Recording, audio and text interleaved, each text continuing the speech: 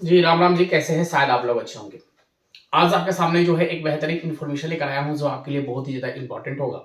तो आप पूरे अंत तक जो है इस वीडियो को वॉच करेंगे। चैनल पे पहली बार विजिट किए हैं तो इस चैनल को सब्सक्राइब ज़रूर करेंगे। क्योंकि आप लोगों के लिए जो है स्टेट एंड बीटेड के जो है प्रत्येक इन्फॉर्मेशन जो है इस चैनल पर दी जाती है। तो बीटेड का जैसे ही नोटिफिकेशन आने वाला है और जैसे ही आ गया तो आप क्या करिएगा? सबसे बड़ी जो है इंफॉर्मेशन जो है आप लोगों को मैं देने वाला हूं। तो क्या आप पूर्व की तैयारी से निर्भर है या अभी आप तैयारी कर रहे हैं या तैयारी नहीं किए हैं तो क्या करना पड़ेगा आपको? तो सबसे पहले जो है मैं आप लोगों को बता रहा हूं कि चयन प्रक्रिया जो है होगी क्या। यानी कि आप सभी लोग जानते हो कि हमारे बिहार में जो है दो चीज उपलब्ध है, एक स्टेट और एक हमारा बीटेड। ठीक है, तो स्टेट जो है हमारा किसके लिए है? 9 to 12 के लिए स्टेट हमारा होता है और बीटेड जो है 1 to 5 और 6 to 8 के लिए जो है बीटेड हमारा होता है। ये बात सभी लोग जानते हैं। और यह साल में जो है कितने बार कराने का उद्देश्य रखा गया था? तो साल में जो है 2 बार कराने का उद्देश्य रखा गया था। लेकिन कुछ कारणवश जो है क्या हुआ है कि साल में जो है एक ही बार जो है आपका स्टेट हुआ है। फेज 2 का जो है सभी बच्चे जो है इंतजार कर रहे हैं। तो आप जो है यहाँ पे सबसे पहले आप ध्यान देंगे कि स्टेट के बाद जो है कि आपका बीटेड जो है, पहले मैं आज बीटेड की ही बात करूंगा सबसे पहले, क्योंकि बीटेड का जो है सबसे पहले जो है यानी कि टेट का जो है एग्जाम कैसे होता है सबसे पहले जानेंगे कि टेट या बीटेड का जो है एग्जाम कैसे होता है। तो इसका एग्जाम जो होता है कैसा होता है? ऑनलाइन मोड होता है। ये बात जानेंगे कि ऑनलाइन मोड में आपका एग्जाम होगा और फॉर्म भी जो है आपका कैसे भरा जाएगा? तो ऑनलाइन मोड में भरा जाएगा। तो आप बिल्कुल कंफर्म हो जाएंगे कि आप लोग जैसे ही बीटेड का नोटिफिकेशन आउट होता है तो फॉर्म भरने की प्रक्रिया जो है शुरू होती है। तो ऑनलाइन जो है क्या करना है? आपको फॉर्म को फिलअप करना है और ऑनलाइन भी आपको क्या देना है? एग्जाम देना है। यह बात कंफर्म है। उसके बाद इसमें जो है पेपर 1 होता है और पेपर 2 होता है। पेपर 1 और पेपर 2।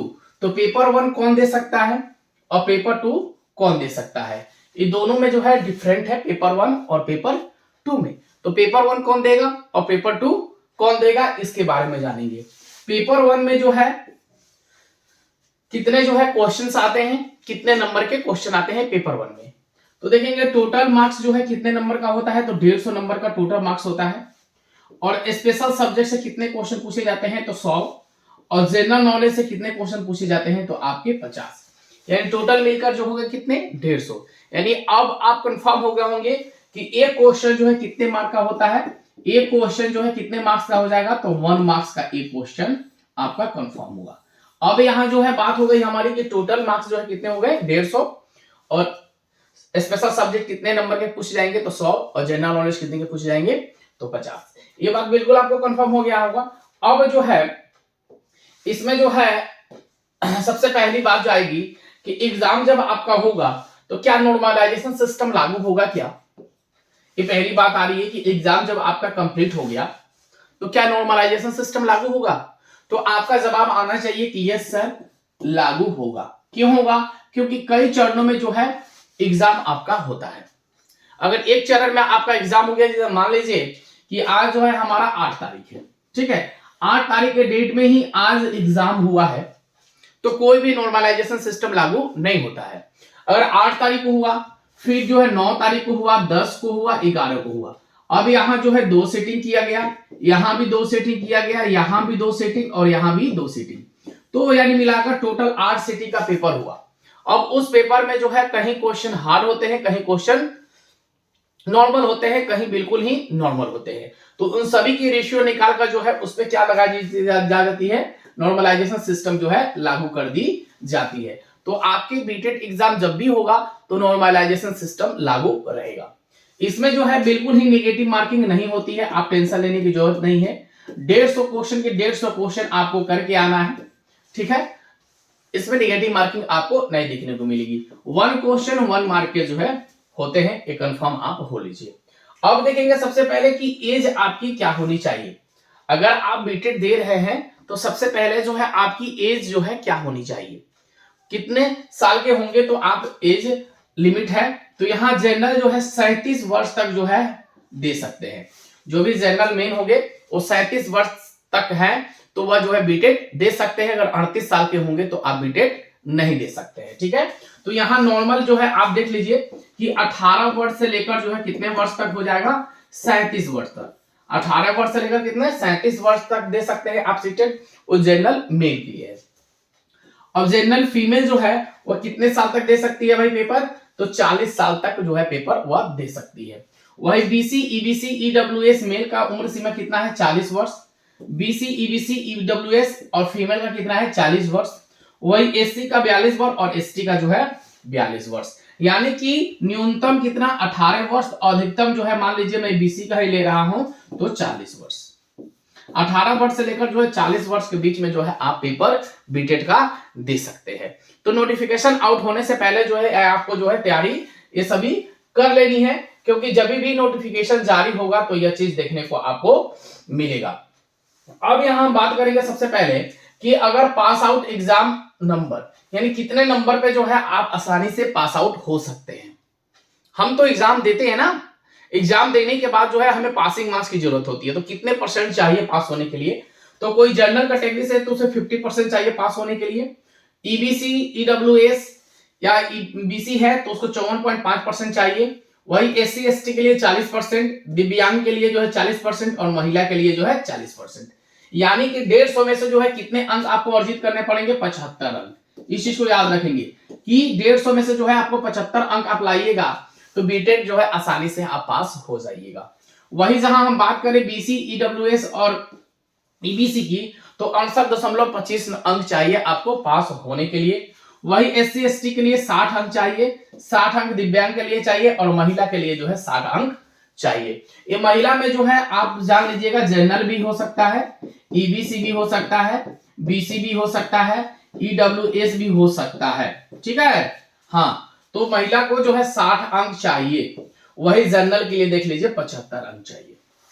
ठीक है, तो अगर 150 में इतना अंक आप अर्जित करते हैं तो आप आसानी से जो है बीटेट एग्जाम क्वालिफाई कर जाएंगे। तो इतने की तैयारी जो है आपको करनी पड़ेगी।